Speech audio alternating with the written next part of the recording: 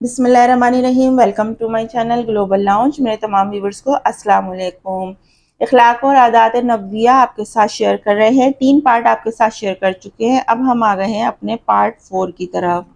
امام احمد کے حوالے سے حضرت عائشہ رضی اللہ عنہا سے روایت ہے کہ رسول اکرم صلی اللہ علیہ وسلم کو اپنے اہل بیت میں سے کسی کے بارے میں معلوم ہوتا تو کسی نے ایک دفعہ بھی جھوٹ بولا ہے تو آپ صلی اللہ علیہ وسلم اس وقت تک اس سے ناراض رہتے جب تک وہ شخص توبہ نہ کر لیتا، اور جب توبہ کر لیتا تو آپ اس سے راضی ہو جاتے۔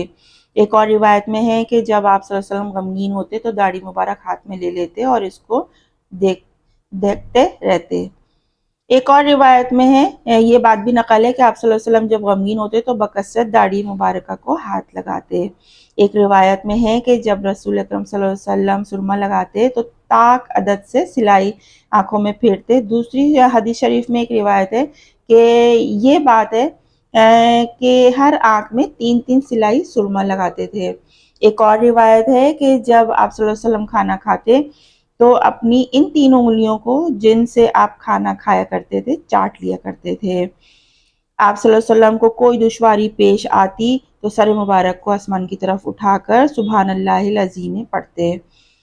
آپ صلی اللہ علیہ وآلہ وسلم کو جب کسی کام کے لیے بھیجتے تو فرما دیتے کہ لوگوں کو خوشخبری سنایا کرو، ان کو نفرت نہ دلاؤ، آسانی کرو، سختی نہ کرو۔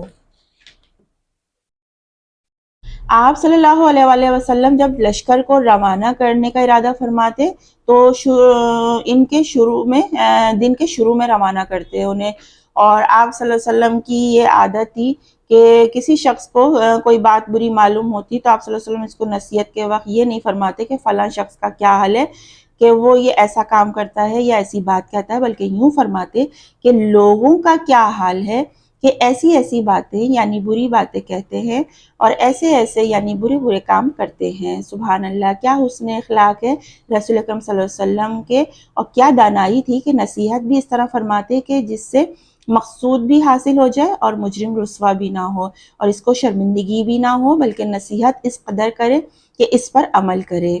آپ صلی اللہ علیہ وآلہ وسلم جب صبح کا کھانا کھا لیتے تو شام کو نہ کھاتے، اور جب شام کو کھا لیتے تو صبح کو نہ کھاتے۔ آپ صلی اللہ علیہ وسلم دن میں اس وقت کھانا کھاتے تو کبھی صبح کبھی شام کو۔ آپ صلی اللہ علیہ وسلم جب وضو فرماتے تو اگر مکروہ وقت نہ ہوتا تو 2 رکعت نماز نفل تحیۃ الوضو پڑھ لیتے، پھر فرض نماز پڑھنے کے لیے مسجد میں تشریف لے جاتے تھے۔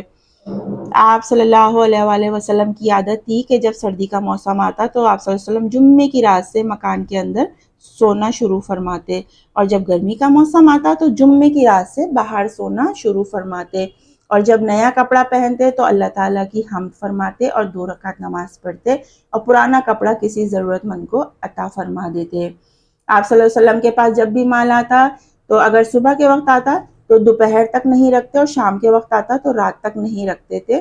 فائدہ کیا کہ اس کا کہ آپ صلی اللہ علیہ وسلم کو جب زیادہ ہنسی آتی تو منہ پہ ہاتھ رکھ لیتے۔ یہاں فائدے کے بارے میں آپ کو بتایا کہ فوراً خرچ فرما دیا کرتے تھے اور مال کو کبھی بھی جمع نہیں رکھا۔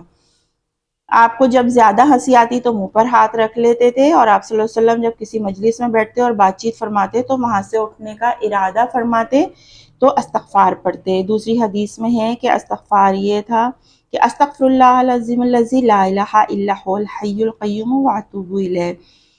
رسول اکرم صلی اللہ علیہ وسلم جب بیٹھتے اور باتیں فرماتے تو کثرت سے آسمان کی طرف نگاہ اٹھاتے۔ آپ صلی اللہ علیہ وسلم کو جب کوئی دشواری پیش آتی تو نفل نماز پڑھتے۔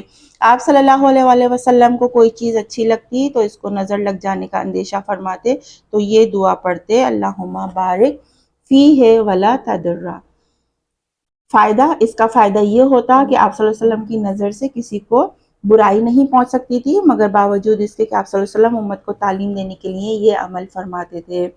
آپ صلی اللہ علیہ وسلم جب کسی عورت کو نکاح کا پیغام دیتے اور وہ منظور نہ ہوتا تو دوبارہ اس کا ذکر نہیں فرماتے، یعنی اصرار نہیں فرماتے۔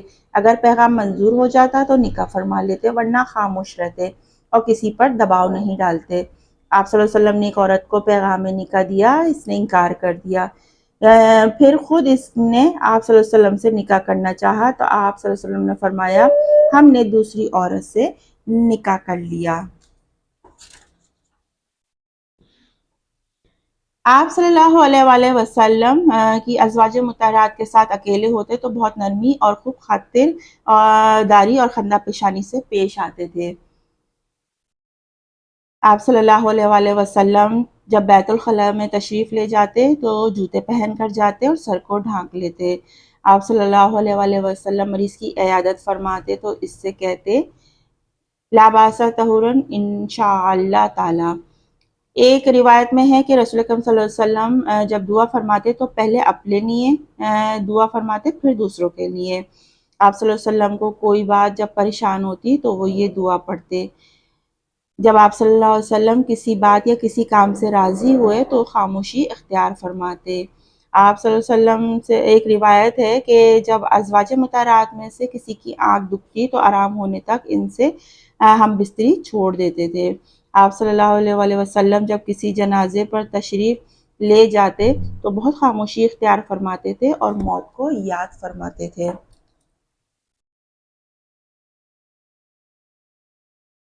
آپ صلی اللہ علیہ وآلہ وسلم جب کسی جنازے پر تشریف لاتے تو خاموشی اختیار فرماتے اور موت کو یاد فرماتے۔ آپ صلی اللہ علیہ وسلم جب چھینک آتی تو آپ اپنا ہاتھ کپڑے پر یا کپڑا منہ پر رکھ لیتے اور آواز کو پست فرما لیتے۔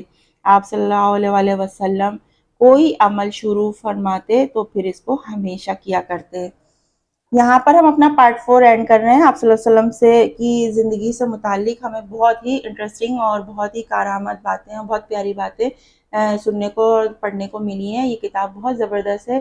ہمیشہ اپنی زندگی میں کتابوں کا مطالعہ کیجیے، چھوٹی چھوٹی وظائف کو اور چھوٹی چھوٹی تسبیحات کو اپنی زندگی میں شامل کیجیے، اور ان باتوں کو پڑھنے کا اور آپ کے ساتھ شیئر کرنے کا مقصد صرف اتنا سا ہے کہ ہم اپنی زندگیوں کو آپ صلی اللہ علیہ وآلہ وسلم کی مطابق ڈھال لیں اور سنت کے مطابق ہر عمل کو اپنا ادا کریں، اور کوشش کریں کہ اگر آپ بالکل سے سب کچھ نہیں کر سکتے تو جتنا ہو سکے کوشش ضرور کیجیے، اسٹارٹ لیجیے۔ آگے اللہ تعالیٰ آپ کا حامی و ناصر ہے۔ انشاءاللہ آپ کے ساتھ ہر کام بہتر سے بہتر ہوگا۔ اگر آپ چاہتے ہیں کہ آپ کے ہر کام میں بہتری ہو تو آپ پیارے نبی صلی اللہ علیہ وآلہ وسلم کی اخلاق اور عادات کو اپنا لیجیے، آپ کے لیے خیر کا معاملہ ہوگا۔ اپنا بہت سا خیال رکھیں۔ لاسٹ پارٹ میں آپ سے ساتھ ملتے ہیں، جب تک اپنا بہت سا خیال رکھیے۔ سائمہ خان کو اجازت دیجیے۔ اللہ حافظ۔